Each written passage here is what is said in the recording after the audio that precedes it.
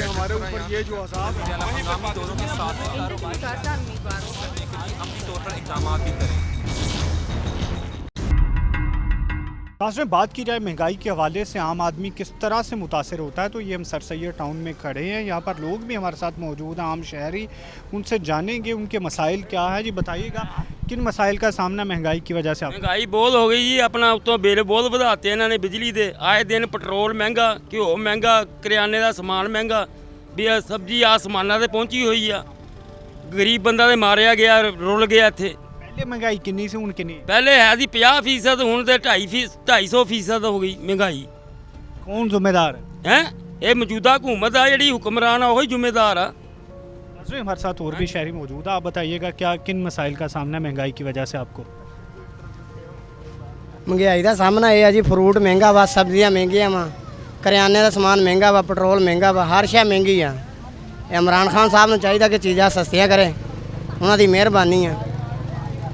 इस हवाले से शहरी इमरान खान से फरियाद करते नजर आते हैं। जी बताइएगा, आपको किन मसाइल का सामना? सर सबसे पहले तो महंगाई पे कंट्रोल नहीं है, और किसी गवर्नमेंट का कोई कंट्रोल ताजरों पे नहीं है जो कि कंट्रोल करें। रोज़ का रेट है, आज कुछ रेट और है, अब कुछ रेट और है, किसी किस्म का कोई कंट्रोल नहीं। हम तो पीटीआई को वोट दिया, उससे हमें फ़ायदा नहीं हुआ। हम क्या इमरान खान को क्या मैसेज दें? इमरान खान को मैसेज ये देंगे, ताजर पे कंट्रोल करे, महंगाई पे कंट्रोल करे। जी क्या कहेंगे? बहुत महंगाई है जी, पेट्रोल की कीमतें दिन ब दिन ऊपर हुई जा रही हैं, आटा महंगा हुआ जा रहा है, गरीब आदमी मरी जा रहा है। महंगाई की क्या सूरत है? महंगाई है, ਜਿਹੜੇ ਵਿਚਾਰੇ 15-20 ਹਜ਼ਾਰ ਵਾਲੇ ਤਨਖਾਹਦਾਰ ਬੰਦੇ ਆ ਵਿਚਾਰੇ ਮਰ ਗਏ ਆ ਜੀ। ਇਹ ਸਾਰਾ ਮੌਜੂਦਾ ਹਕੂਮਤ ਦੀ ਜ਼ਿੰਮੇਦਾਰ ਆ। ਇਮਰਾਨ ਖਾਨ ਨਾਲ ਲੁੱਟ ਰਿਹਾ ਜੀ। आइंदा भी वोट देंगे?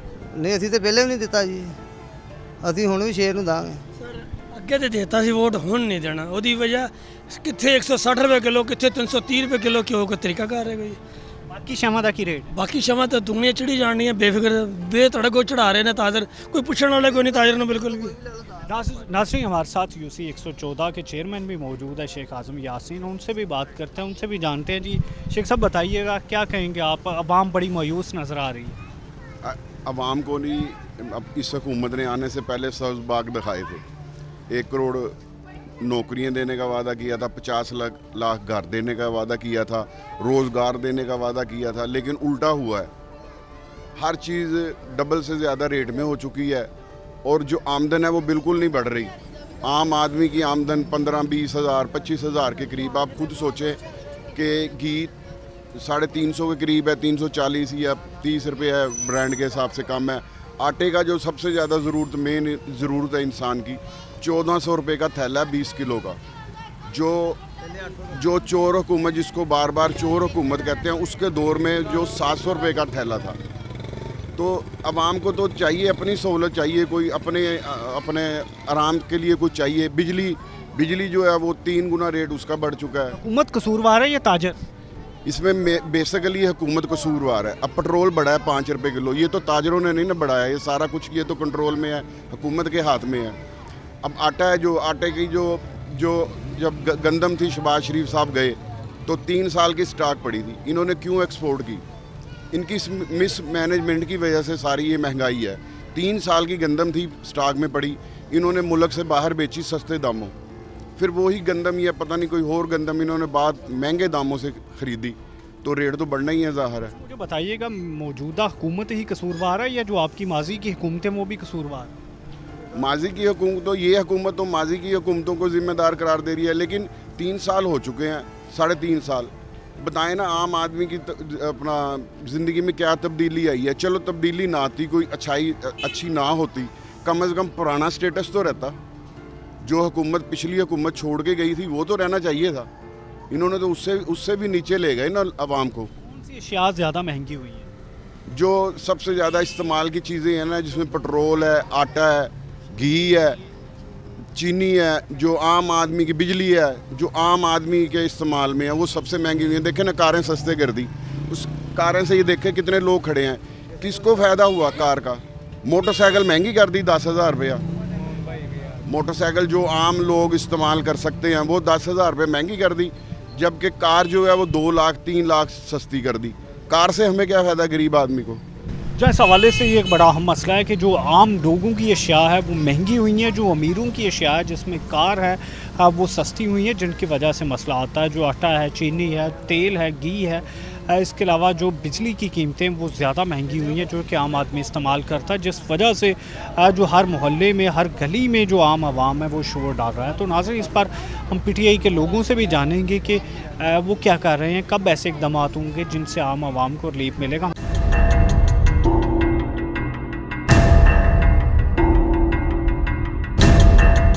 नाज़रीन, बात की जाए यहाँ पर महंगाई की सूरत हाल की, तो बिलाशुबा जो मौजूदा सूरत हाल बनी हुई है ये हर शोबे में जो महंगाई के असरात मुरतब हो रहे हैं, हर चीज़ महंगी हो रही है। और बुनियादी तौर पर जो पेट्रोलियम प्रोडक्ट्स है, बिजली की कीमतें, सोई गैस की कीमतें इंडस्ट्री को जो मिल रही हैं, या इसके अलावा अगर हम बात करें डॉलर रेट की, तो ये तमाम चीज़ें बढ़ रही हैं, पैसे को नुकसान पहुँच रहा है, बराह रास्त आवाम मुतासर हो रही है।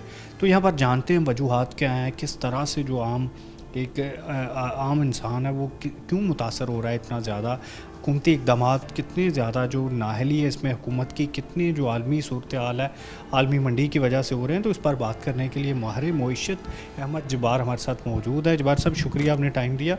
मुझे बताइएगा यहाँ पर जो महंगाई की सूरत हाल बनी हुई है, क्या वजह है इसके पीछे?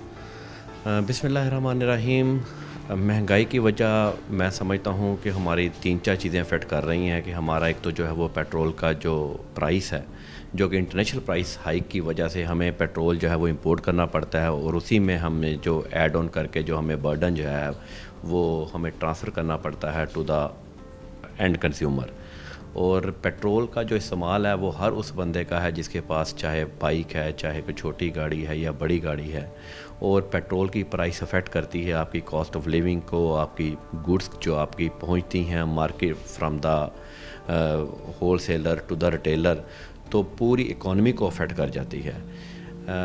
चूँकि वो पेट्रोल की जो प्राइस है वो लिंक है टू द इंटरनेशनल मार्केट, इसलिए वहाँ पे हुकूमत भी मजबूर हो जाती है कि उसके जो है वो प्राइस उसको जो है वो ज़्यादा करनी पड़ती है। मैं समझता हूँ कि यहाँ पे अगर आम आदमी को रिलीफ दिया जाए तो गवर्नमेंट को चाहिए कि जो पेट्रोल की जो प्राइस के ऊपर जो टैक्सेस हैं वो कम कर देने चाहिए, और जो बाकी अपना टैक्सेस का निज़ाम है जिसमें हमारी broadening of the tax base है, अगर वो बढ़ा के उसको अगर कंपनसेट कर दिया जाए तो मेरा ख्याल है कि फिर आम बंदे के ऊपर जो कि बड़ा एंड कंज्यूमर है उसके ऊपर जो है वो बर्डन कम होगा। और मार्केट कमेटीज़ अगर अपना रोल प्ले नहीं करेंगी, जो कि गवर्नमेंट की ज़िम्मेदारी है मैं समझता हूँ, और वो गवर्नमेंट की ज़िम्मेदारी जो मार्केट कमेटी जो है वो ताकि अपनी प्राइस जो है वो कंट्रोल्स करें, ताकि आम आदमी जो है वो बेहतर तरीके से अपना गुजारा जो है वो कर सकें। अच्छा, ये तो पेट्रोलियम प्रोडक्ट्स से एक बात होगी। अब दूसरी बात पे करते हैं, बिजली की कीमतें बहुत ज़्यादा महंगी हैं, बल्कि एनर्जी रिसोर्स जितने भी हैं यहाँ पर गैस की कीमतें भी महंगी इंडस्ट्री को मिल रही हैं, लेकिन वो क्योंकि बराह रास्त आवाम को इतना ज़्यादा इफेक्ट नहीं कर रही होती। तो ये क्या वजूहत हैं कि बिजली की महंगी कीमतें हैं? और उसके अलावा जो इस पर भी बात करें कि अगर ये कीमतें कम होती हैं तो मईशत को कितना सहारा मिल सकता है? बिजली की कीमत के लिए हमें थोड़ा सा हिस्ट्री पे जाना पड़ेगा। 40 साल हो गए कोई डैम नहीं बना। सबसे सस्ती बिजली हमें पड़ती है वाटर हाइड्रो पावर बिजली। पूरी दुनिया, चाइना देख लें, चाइना में पूरी हाईएस्ट एवर डैम जो है वो चाइना में बने। क्यों? और हमारे मुल्क में पिछले 40 साल कोई तवज्जो दी गई। प्राइवेट पावर प्रोड्यूसर के साथ जो मुआहदे किए गए वो बड़े कॉस्टली किए गए। अब जो वो मुआहदे कॉस्टली किए गए तो अल्टीमेटली उसका बर्डन जो है शिफ्ट हुआ टू द एंड कंज्यूमर। और अगर आज भी हम रियल सेंस में कैलकुलेशन करें तो गवर्नमेंट अभी भी सब्सिडी दे रही है। क्यों? पावर प्रोड्यूसर से वो उसको मजबूर है गवर्नमेंट महंगी बिजली ख़रीदने पे, और वही बिजली का रेट जो है वो फिर आगे जो जाता है। आज अगर हमारे पास डैम्स मौजूद हों, हाइड्रो पावर हो, तो वो हाइड्रो पावर से बिजली आपकी 2 रुपये या 2.5 रुपये के ऊपर बनती है। अब गवर्नमेंट अपना उसमें प्रॉफिट भी ऐड कर दे, तो टैक्स भी ऐड कर दे, तो फिर भी 6 या 7 रुपये पे जाता है। लेकिन आज हम देखें 28 रुपये 26 रुपये जो है वो आपका एवरेज बिजली का यूनिट जा रहा है। इसी कंपैरेटिव में हम बांग्लादेश में चले जाएं, वहाँ पे आपका बिजली का रेट कम है। चाइना में डैम्स की वजह से बिजली का रेट कम है, इसी वजह से कॉस्ट ऑफ प्रोडक्शन भी कम है। कॉस्ट ऑफ प्रोडक्शन कम है तो उनके जो वो एक्सपोर्ट्स के जो प्रॉफिट्स हैं वो बड़े हाई हैं, और जब एक्सपोर्ट्स के प्रॉफिट्स हाई हैं तो अल्टीमेटली वो ट्रिकल डाउन इफेक्ट होता है टू द मिडिल क्लास और to the lower middle class. तो मुझे बताइएगा डॉलर की कीमतें कितनी ज़्यादा जो हमारी इकानमी है उसको मुतासर कर रही हैं, क्योंकि हुकूमत का ये मौक़िफ़ है कि स्टेट बैंक को आज़ादी दी हुई है, स्टेट बैंक का कोई कंट्रोल नहीं करती डॉलर पे। इसकी वजह से क्या इफ़ेक्ट पड़ते हैं, और ये जो पॉलिसी है स्टेट बैंक की खुद मुख्तारी की, ये मुआशरत के लिए कितनी ज़हर कातल है या बेहतर है? आज से जब 1 साल या 1.5 साल पहले जब ये डिसीजन हुआ था कि इसको फ्री फ्लोट कर दिया जाए, तो उस वक्त भी ये तनकीद हुई थी कि डॉलर का रेट जो है वो बढ़ जाएगा। तो ये मैं समझता हूँ कि इस पे गवर्नमेंट को फ्री फ्लोट जो है वो नहीं करना चाहिए। गवर्नमेंट को डॉलर्स का रेट जो है वो कंट्रोल करना चाहिए और इसको अपने हाथ में रखना चाहिए ताकि डॉलर की प्राइस इतनी तेज़ी से फ्लक्चुएट ना करे। जब डॉलर की प्राइस इतनी तेज़ फ्लक्चुएट करती है तो जितने आपके इंपोर्ट बिल्स हैं वो उसकी प्राइस एकदम हाइक हो जाती है, और उससे आपका ट्रेड डेफिसिट जो भी है वो आपका एकदम इंक्रीज़ हो जाता है, और इम्पोर्टर मजबूर हो जाता है कि वो उसका चूँकि एकदम उसको पेमेंट्स जो है वो payments of documents against the import bills उसको हाई पे करना पड़ती है। इवन हम ये भी देखें कि हमारी पल्सिस तक इम्पोर्ट होती हैं। अब पल्सिस अल्टीमेटली आम बंदा इस्तेमाल करता है, दालें जो इस्तेमाल करता है, जब वो इस्तेमाल करता है तो उसकी प्राइस जो है वो ट्रिकल डाउन इफेक्ट होकर नीचे शिफ्ट होती है, जिसकी वजह से आपकी कॉस्ट ऑफ लिविंग जो है वो बढ़ जाती है। अच्छा, ये तमाम चीज़ें होंगी। अब इसमें ये बताइएगा कि यहाँ पर इसमें कितना रोल जो मुकामी हमारी हुकूमत है उसका है, कितना रोल बैनुल-अक़वामी तौर पर जो मंडी है उसका, और कितनी चीज़ें हैं जिनको बेहतर बनाया जा सकता आम आवाम की। कल मैं एक न्यूज़ पढ़ रहा था, स्पेन में हाईएस्ट एवर इन्फ्लेशन हुई और उसके ख़िलाफ़ अवाम ने एहतजाज किया।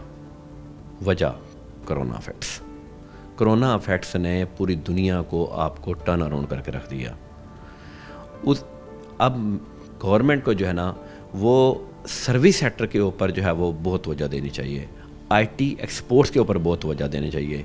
इन कंपैरिजन टू इंडिया देखें, आपका 40 to 50% of the IT exports India contribute कर रहा है, और हम वो $100 बिलियन पे चला गया, और हम अभी $10 बिलियन पे भी नहीं पहुँचे। अगर इसी को, और ये गुड्स का एक्सपोर्ट जो है वो मल्टीप्लायर नहीं हो सकती, जबकि आईटी के एक्सपोर्ट जो है ना वो मल्टीप्लायर इफेक्ट हो सकती है अगर आप इसको इन्वेस्ट करें। और इससे क्या होगा, इससे आपका फॉरेन एक्सचेंज अर्न होगा, आपका ट्रेड डेफिसिट कम होगा, आपके रिजर्व बेहतर होंगे, और आप जब खुद साथ डॉलर प्राइस फ्लक्चुएट कंट्रोल करेंगे तो आपका डॉलर रेट भी जो है वो स्टेबल हो जाएगा। अच्छा, मुझे बताइएगा यहाँ पर अगर करेंसी किसी और में बिज़नेस किया जाता है, जैसे चाइना के साथ अगर हम करते हैं और डॉलर को पीछे करते हैं, तो इससे जो बेहतर बनाने में मदद मिलेगी मईशत को, या जो अपना रुपीज़ है उसको बेहतर बनाने में मदद मिल सकती है?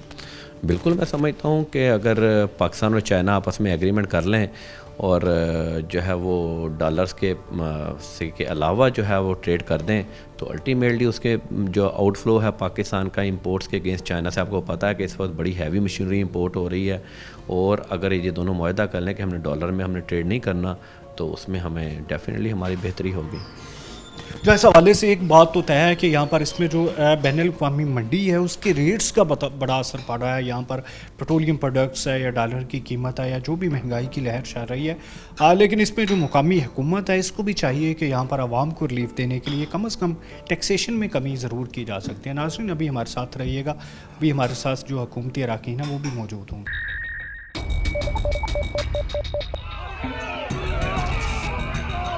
भाइयों वो तो जरूरी है हमारे ऊपर ये जो अज़ाब है, हम दोनों के साथ अमली तौर पर इक़दाम भी करें।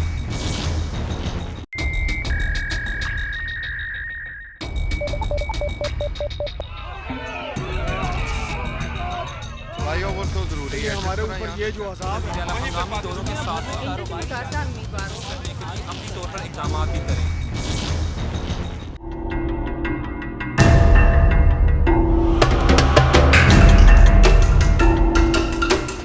नाज़रीन, आज हम महंगाई पर बात कर रहे हैं। यहाँ पर आलमी मंडी में जो कीमतों की सूरत हाल बनी हुई है, लोकल मंडी में क्या सूरत हाल बनी हुई है और उसमें पेट्रोलियम प्रोडक्ट्स, बिजली की कीमतें, ये तमाम चीज़ें बिलाशुबा आम आदमी को मुतासर कर रही हैं। इंडस्ट्रियलिस्ट मुतासर हो रहा है, ट्रेडर्स मुतासर हो रहा है, कारोबार पूरी तरह से फलाप हो रहे हैं। तो इन तमाम अशिया के आम आदमी पर क्या असरात मुरतब हो रहे हैं, तो इस पर बात करने के लिए हमारे साथ अपोजिशन पार्टी मुस्लिम लीग नून के रुकन सूबाई असम्बली मियाँ ताहिर जमील हमारे साथ मौजूद हैं। ये सब शुक्रिया, आपने टाइम दिया। मुझे बताइएगा यहाँ पर अपोजिशन का क्या मौक़िफ़ है जो मौजूदा महंगाई की लहर है, और क्या देखते हैं इसकी वजूहत? आलमी मंडी इसकी कसूरवार है, लोकल मंडी है या हुकूमती एडमिनिस्ट्रेशन? देखें, यहाँ पर जो महंगाई है वो महंगाई सिर्फ़ और सिर्फ मैं ये कहता हूँ कि हुकूमत की नाअहली की वजह से है। आप देखेंगे कौन सा ऐसा महंगाई का जिन है जो इनसे काबू नहीं हो पा रहा। आप मंडियों के रेट चेक करें और परचून मार्केट के रेट चेक करें। ये अब प्राइस कंट्रोल कमेटियों का काम है कि वो जाकर जो थोक रेट पे चीज़ें मिलती हैं, अगर वो चीज़ें जो हैं वो आप परचून में सही रेट पर उसको सेल उसकी करवा दें तो मेरे ख्याल से हुकूमत कामयाब हो जाती है। लेकिन यहाँ पर तो एक एक चीज़ पर 100 रुपए किलो, 50 रुपए किलो यहाँ पर जो है वो मुनाफा लिया जाता है और कोई चेक करने वाला नहीं है। दूसरा, सबसे बड़ी जो रुकावट आ रही है, जहाँ पे गवर्नमेंट फेल हो रही है, वो है जो लोगों ने चीज़ें स्टॉक की होती हैं। जैसे दालों का स्टॉक किया जाता है, दाल चने की, अब आप देखें कि मंडी में क्या रेट है और परचून में क्या रेट है। ये जो डिफरेंस हैं, इन डिफरेंस को जब तक आप कंट्रोल नहीं करेंगे तब तक आपको रिज़ल्ट नहीं मिल सकेंगे। और मेरे ख़्याल से ये एडमिनिस्ट्रेशन का काम है, ये हुकूमत वक्त का काम है कि वो इन कामों पर कड़ी निगरानी करे और यहाँ पर ऐसे लोग लगाए जाएं जो सियासत से बालातर होके कौम की खिदमत करें, कौम के लिए काम करें, क्योंकि ये पूरे पाकिस्तान का बड़ा क्रॉनिक मसला बन चुका है। अब आप देखें कि जो प्राइस हमारी पेट्रोल की बढ़ी है, आप देखें डीज़ल की जो प्राइस बढ़ी है, इसका इम्पैक्ट जो है वो आम आदमी पर ज़रूर आएगा। क्योंकि अब जो बंदा डीज़ल यूज़र है, डीज़ल यूज़र मीन कि जो हमारी पब्लिक ट्रांसपोर्ट है वो सारी डीज़ल पे चलती है। अब 5 रुपए लीटर जब आप पेट्रोल बढ़ाएंगे तो फिर लामहल लोग जो हैं वो सवारियों से किराया भी ज़्यादा लेंगे। अगर कोई ट्रक में डीज़ल डलवा रहा है तो वो ट्रक वाला अपना किराया ज़्यादा बढ़ाएगा। एक शहर से दूसरे शहर जो सामान की तरसील होती है उस पर उसका असर आएगा। तो ये सारी चीज़ें जो हैं ये फिर इकट्ठी होकर ये हुकूमत के खाते में डलती हैं। तो मेरे ख़्याल से हुकूमत को अपनी जो एडमिनिस्ट्रेशन है उसको मजबूत करना होगा, उसको देखना होगा कि वो लोग जो हैं क्या वो अपना किरदार सही तरह अदा कर पा रहे हैं। हमारे जो देखें, अब सब्ज़ी मंडी की अगर बात करें तो सब्ज़ी मंडी में जब हमारी हुकूमत थी तो सुबह के टाइम MNAs, MPAs और जो हमारी एडमिनिस्ट्रेशन होती थी वो बोली के टाइम पे सुबह अज़ानों के टाइम सब्ज़ी मंडी में मौजूद होते थे और अगर कोई मार्केट से ज़्यादा कोई प्राइस सेल करता था उसके ख़िलाफ़ कार्रवाई भी होती थी। और जो लोकल जो रेड़ी वाले थे, छाबड़ी वाले थे, छोटे स्टोर वाले थे, डिपार्टमेंटल स्टोरों वाले थे, इन सब को चेक किया जाता था और चेक करके इनको एक डर था कि एडमिनिस्ट्रेशन हम पर कार्रवाई करेगी, अगर हम कोई गलत काम करेंगे तो हमारे ख़िलाफ़ भरपूर किस्म की कानूनी कार्रवाई की जाएगी। तो अब वो डर जो है वो ख़त्म हो चुका है। अब सिर्फ खानापुरी के लिए काम किया जाता है, 2, 4, 10, 20, 50 लोगों को जुर्माने किए जाते हैं और जो हकीकत बात होती है उसको छुपा दिया जाता है। अब पूरा पाकिस्तान जो है वो फट रहा है इस बात से कि खुदा के लिए महंगाई से हमारी जान छुड़वाई जाए, खुदा के लिए हमारी महंगाई से जान छुड़ाई जाए। तो मेरे ख़्याल से हुकूमत की ये जो नाकाम पॉलिसियाँ हैं उनकी वजह से ज़्यादा महंगाई हो चुकी है। कोरोना वायरस कितना? देखिए, कोरोना वायरस अपनी जगह है, मैं नो डाउट कि पूरी दुनिया के अंदर कोरोना वायरस ने जो तबाही मचाई है वो किसी से ढकी छुपी नहीं है। लेकिन कोरोना वायरस के साथ साथ जो हमारे हुकूमती कोरोनाज़ हैं, हमें हुकूमती कोरोनों से ज़्यादा डर है। आप देखें कि लोग भूख से मर रहे हैं। अब मैं अगर अपनी कॉन्स्टिट्यूंसी की बात करूं तो मेरी कॉन्स्टिट्यूंसी में जो गरीब आबादियां आती हैं, उन गरीब आबादियों में आप देखें कि जो 2 वक्त के खाना लोगों को नहीं मिल पा रहा। जो मिल मज़दूर थे वो मिलें बंद होने की वजह से वो बेचारे अपना जो रोज़गार हैं वो नहीं कमा पा रहे। इसी तरह जो छोटे कारोबार वाले लोग थे जो रेंट पे, अब बाज़ारों में मेरे हलके में अनारकली आती है, मेरे हलके में जो कमर्शियल मार्केट्स आती हैं, उनके अंदर लोग किराया तक दे नहीं पा रहे। तो उसकी मेन वजह तो यही है क्योंकि हुकूमत जो है वो बिल्कुल किसी भी किस्म की आवाम दोस्त पॉलिसी देने से कासिर है। और मैं ये समझता हूँ कि हुकूमत को जब तक कामयाबी नहीं मिलेगी, जब तक वो आवाम दोस्त पॉलिसियाँ जो हैं वो नहीं बनाएंगी। ये सब बताइएगा, जो मईशत का ज़वाल है, इसमें जो महंगाई की लहर है, कोरोना कितना कसूरवार है? असल बात ये है कि इनके पास कोई प्लान है ही नहीं। ये एक ठगों का टोला है। इन्होंने वोट लेने के लिए आवाम से झूठे वादे किए। इन्होंने आवाम को 50 लाख घर के रास्ते दिखाए, इन्होंने 1 करोड़ नौकरियों के रास्ते दिखाए, इन्होंने बाहर से डॉलर आने के रास्ते दिखाए। बल्कि ये तो पाकिस्तान के बड़े बड़े अदारों की आंखों में मैं ये कहता हूँ कि ये धूल झोंक कर ये यहाँ तक पहुँचे हैं। और पाकिस्तान के बड़े बड़े अदारे जो हैं वो इनके चक्करों में आ गए। और आज देखें कि कोई भी जो डॉलर है किसी भी मुल्क से जो हैं वो हमें नहीं आ सके। एहतसाब का इनका नारा, अपनी मौत आप मर गया। उसके अलावा आप देखें कि जो ये एहतसाब कर रहे हैं वो एहतसाब आप देखें कि सिर्फ़ अपोजिशन और जो इनके ख़िलाफ़ आवाज़ उठती है उसके ख़िलाफ़ होता है। मुझे तो ये नहीं समझ आती कि ये हुकूमत करने क्या जा रही है। हुकूमत को तो अपनी कारकर्दगी पे तवज्जो देनी चाहिए। आप देखें कि जो हुकूमती लोग हैं वो लोग जब तक परफॉर्मेंस की बात नहीं करेंगे, जब तक वो डिलीवर करने की बात नहीं करेंगे, तब तक कामयाबियाँ कैसे होंगी। मुझे तो ये समझ नहीं आती कि ये रात दिन चोर डाकू की गर्दान करके ये अवाम की महंगाई को कंट्रोल कर पाएँ। ये लोग जो हैं ये अवाम को 2 वक्त की रोटी दे पाए हैं क्या? ये जो हमारे पाकिस्तान के इंडस्ट्रियलिस्ट हैं जो बड़ी बड़के मारते थे कि हम एक इंडस्ट्रियल बूम लेकर आएंगे, अब देखें कि फैसलाबाद में जो ये कहते थे कि हमने जी ये फैसलाबाद में मज़दूर नहीं मिल रहे, अब आप मेरे साथ चले, मैं आपको चौक घंटा घर में दिखाता हूँ। मज़दूर बेचारे सड़कों पे बेयारो मददगार पड़े हैं। उनके पास खाने के लिए पैसे नहीं हैं, बच्चों के देने के लिए पैसे नहीं हैं उनके पास दवाइयाँ लेने के लिए पैसे नहीं हैं। इन लोगों ने तो कैंसर के मरीज़ों को तक नहीं छोड़ा। इन्होंने कैंसर के मरीज़ों से मेडिसिन छीन ली है। अब वो लोग बेचारे अपने मौत के मुंह में जा रहे हैं। अब वो लोग चीखो पुकार कर रहे हैं। आए दिन आप देखें कभी डिसेबल लोग जो हैं वो सड़कों पे होते हैं, कभी इस्तादा कराम सड़कों पे होते हैं, कभी डॉक्टर्स होते हैं, कभी नर्सेज होती हैं। आए दिन रोज़ मुझे कोई ऐसा दिन पाकिस्तान तहरीक इंसाफ की जब से हुकूमत आई है मुझे कोई ऐसा दिन नहीं मिला कि जहाँ पर कोई एहतजाज ना होता। पीडीएम के अलावा कोई भी बड़ा एहतजाज आपकी जमात जो PMLN है वो लॉन्च नहीं कर सकी, क्या वजूहत है?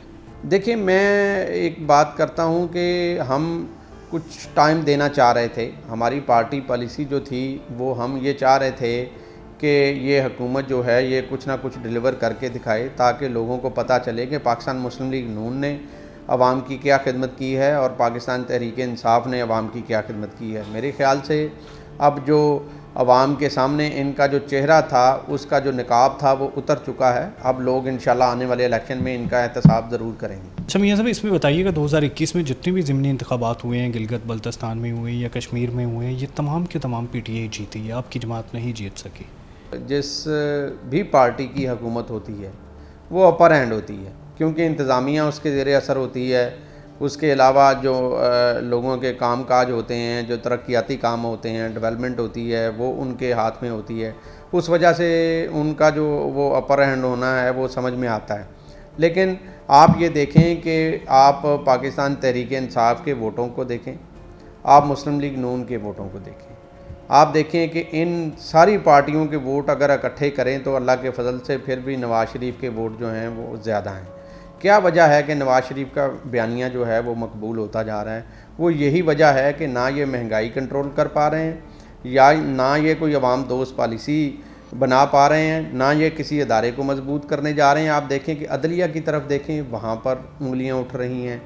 अगर हम अपने लॉ एंड ऑर्डर की तरफ देखें तो यहाँ पर उंगलियाँ उठ रही हैं। अगर हम अपनी एडमिनिस्ट्रेशन की तरफ देखें, यहाँ पर उंगलियाँ उठ रही हैं। मुझे ये बताएं कि कौन सा ऐसा अदारा है जिसकी परफॉर्मेंस जो है वो आपकी मीडिया की आंख या आपका दिल पे आप अपने हाथ रख के बता दें कि उसकी परफॉर्मेंस बेहतर जा रही है। मेरे ख्याल से इन लोगों को परफॉर्मेंस बेहतर करने पर ज़्यादा तवज्जो देनी चाहिए। इलेक्ट्रॉनिक जो वोटिंग मशीन है, इस पर PMLN का क्या ऑफिशियल मौक़िफ़ है? क्यों नहीं चाह रहे कि यहाँ पर जो वोटिंग है अगली वो इलेक्ट्रॉनिक मशीन पर हो?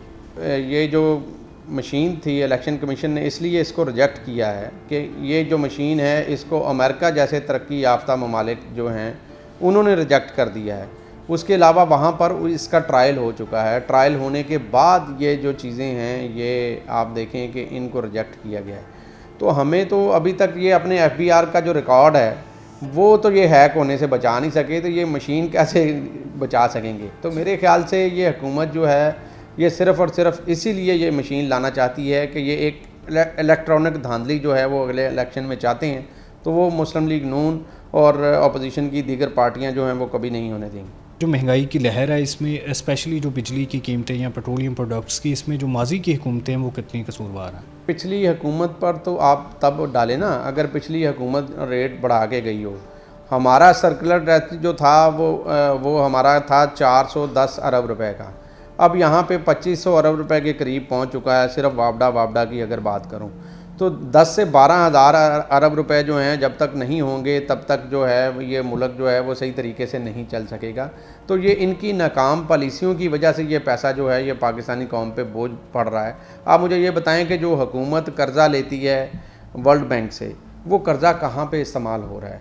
कौन सा अवामी फलाही मंसूबा जो है वो बनाया जा रहा है? कौन से जो आप अपने शहर में देख लें, मैं फैसलाबाद डिवीज़न की बात आपसे कर लेता हूँ। फैसलाबाद डिवीज़न में 4 ज़िले आते हैं। 4 ज़िलों के अंदर मुझे किसी एक मेगा प्रोजेक्ट का नाम आप बता दें तो मैं आपकी बात मानने के लिए तैयार हूँ।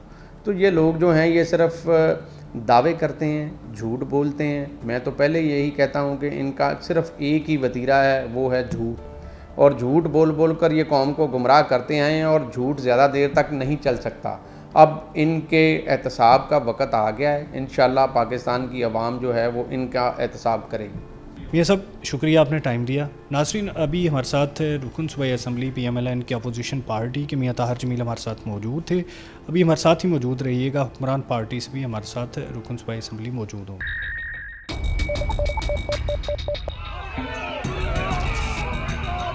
भाई वो तो जरूरी है हमारे ऊपर ये जो अज़ाब है दोनों के साथ अपनी तौर पर इक़दाम भी करें।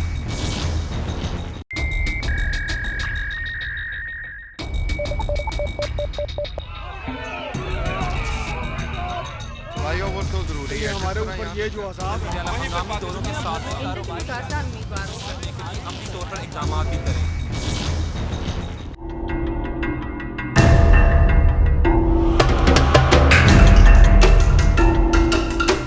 नाज़रीन, पार्लियामेंट्री सेक्रेटरी बराए लेबर पाकिस्तान तहरीक इंसाफ शकील शाहद हमारे साथ मौजूद है और आज हम बात करेंगे जो हालिया लहर है महंगाई की चल रही है, उनकी वजह से जो लोग मुतासर हो रहे हैं, तो उनके लिए पाकिस्तान तहरीक इंसाफ की हुकूमत क्या ऐसे इक़दाम करने जा रही है कि आम शहरी की ज़िंदगी बेहतर हो सके? शकील शाह साहब आगाह कीजिए। बिस्मिल्लाहिर्रहमानिर्रहीम। इस वक्त जो अब पेट्रोल की कीमतें बढ़ी हैं वो बैनुल-अक़वामी तौर पे जैसे जैसे ये कीमतें बढ़ती हैं हम उनके साथ मुंसलिक हैं, इसी वजह से ये कीमतें बढ़ी हैं। लेकिन पाकिस्तान में हमने बामर मजबूरी जब भी कीमतें बढ़ाई हैं तब बढ़ी हैं। अब हमारा ये है कि पाकिस्तान में जो महंगाई की लहर है उसके लिए इक़दाम किए जा रहे हैं। यहाँ पर एक बहुत बड़ी पंजाब में तब्दीली एडमिनिस्ट्रेशन के लिए IG और चीफ सेक्रेटरी साहब की आई है, और जो नए यहाँ पे ACs हैं, यहाँ पे एडमिनिस्ट्रेशन है पूरे पंजाब में, वो इसी चीज़ पे काम कर रही है कि किसी तरह से भी जो महंगाई है उसको कम किया जाए, जो कि मार्केट का और मंडी का रेट है उसमें डिफरेंस को कम किया जाए। और पाकिस्तान तहरीक इंसाफ की हुकूमत इसमें पूरी तगोदो कर रही है कि किसी तरह महंगाई कम हो, लेकिन जो बैनुल-अक़वामी तौर पे महंगाई का इशू है वो पूरी दुनिया में ये ऐसे ही महंगाई हो रही है। अच्छा, इसमें देखिए हर तबका बराह रास्त मुतासर होता है, आम शहरी से लेकर जिसके पास अब पैसे है, जो कमा रहा है, उससे ज़्यादा मसला नहीं है। जो मुलाजमत में है, स्पेशली नॉन गज़टेड मुलाजम है, छोटा मुलाजम है, आम प्राइवेट मुलाजम है, उसके लिए बड़ा मसला बनता है। 200 से 300% तक महंगाई बढ़ी है। तो इसमें मुझे बताइएगा, डॉलर भी बढ़ रहा है, आलमी तौर पर यकीनन कीमतें बढ़ी हैं, इसमें जो कुकिंग ऑयल है उसकी भी बढ़ी है, लेकिन इंडिया ने उसमें ये किया कि जो टैक्सेशन थी वो कम कर दी, जिसकी वजह से नीचे आवाम पर असरात कम मुरतब हुए। आपकी हुकूमत टैक्सेशन भी बढ़ाती चली जा रही है।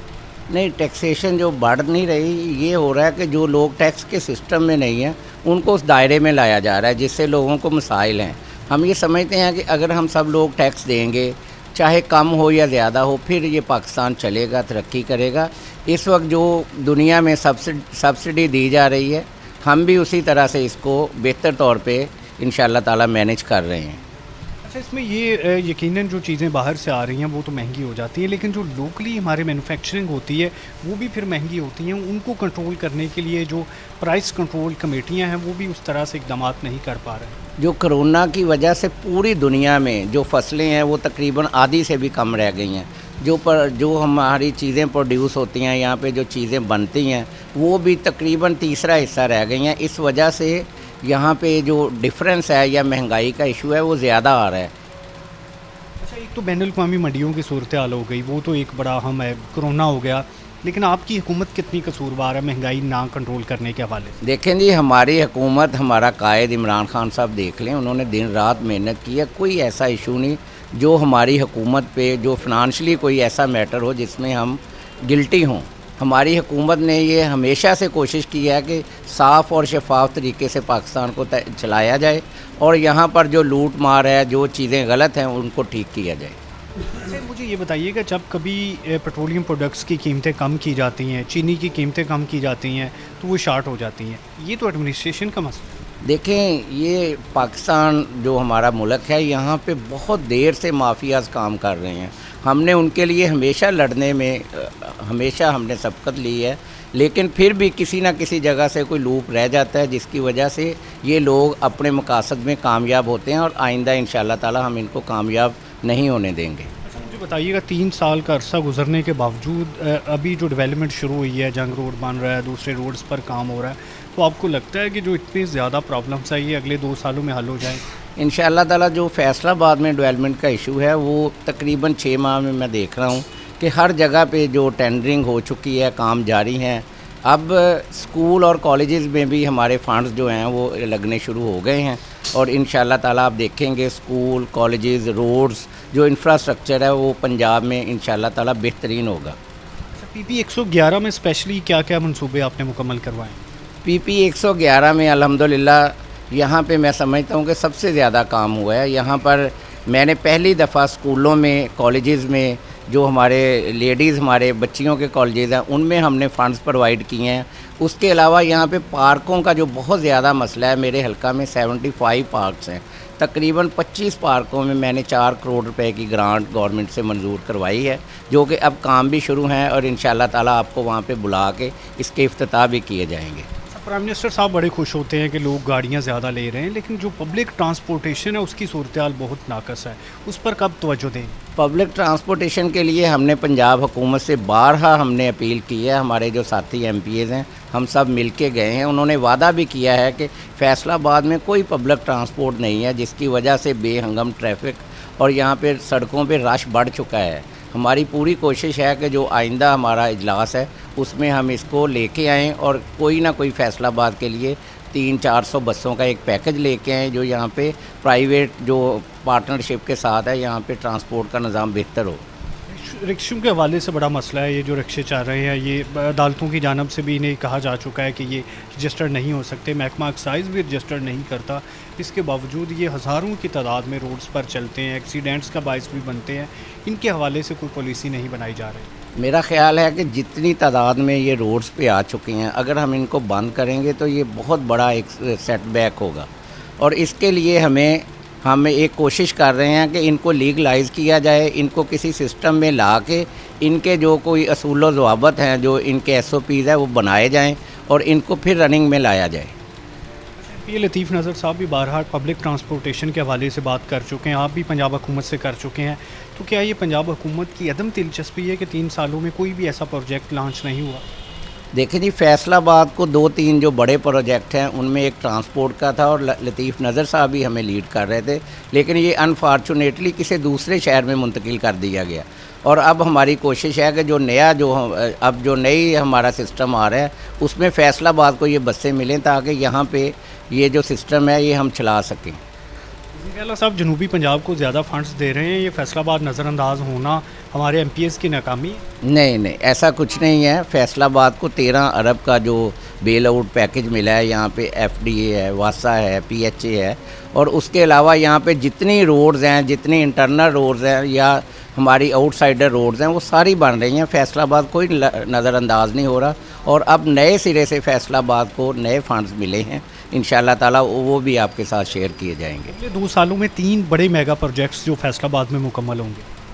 देखें जी, ये समझता था कि यहाँ पे हमें एक आईटी टावर दिया जाए, जैसे अरफा क्रीम टावर है, उसके लिए हम इंशाल्लाह ताला वज़ीर आज़म के साहब के पास जा रहे हैं। दूसरे नंबर पे जो हम चाह रहे थे वो था हमारा एक बैरून चनियोट बाज़ार एक प्रोजेक्ट है, ये पार्किंग प्रोजेक्ट, उसको हम मुकम्मल करें, लेकिन वो पीपीपी पार्टनरशिप में जाके वो डिले हो चुका है।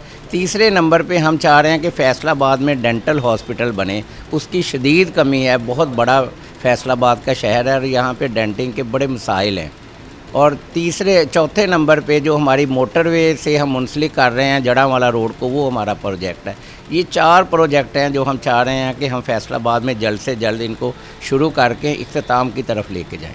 मुझे बताइएगा, कोई बड़े मेगा प्रोजेक्ट्स होते हैं, कामयाबी होती हैं जिनकी बिना पर हुकूमत इलेक्शंस में जाती है, फ़र्ज़ करें प्राइम मिनिस्टर बलदियाती इंतखाबात की बात करते हैं, वो अनाउंस कर दिए जाते हैं, तो कौन सी कामयाबियाँ करवाएंगे?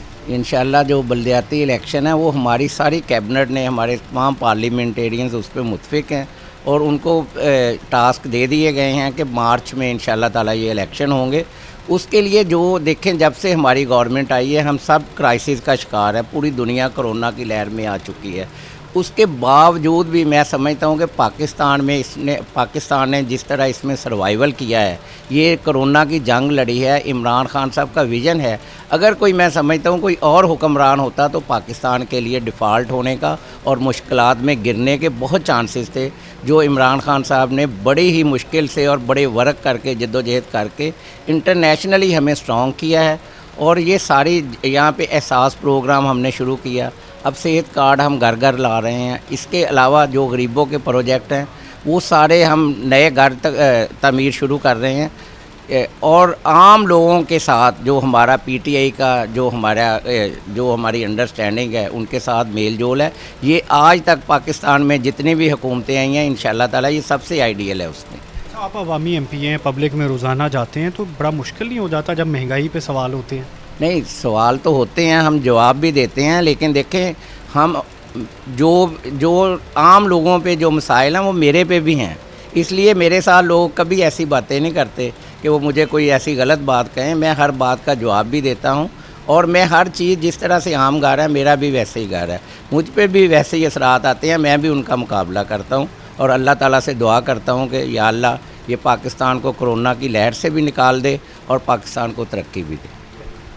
पार्लियामेंट्री सेक्रेटरी पाकिस्तान तहरीक इंसाफ शकील शाहद हमारे साथ मौजूद थे। पूरी उम्मीद है कि अगले 2 बरसों में मेगा प्रोजेक्ट्स भी मुकम्मल होंगे, महंगाई समेत जो दूसरे मसाइल हैं उनका भी हल निकाला जाएगा। नाज़रीन, हमने कोशिश की प्रोग्राम में तमाम जितने भी यहाँ पर हलकों के मौक़िफ़ आप तक पहुँचाए जा सके। इसी के साथ इजाज़त दीजिए, अल्लाह ने के बाद।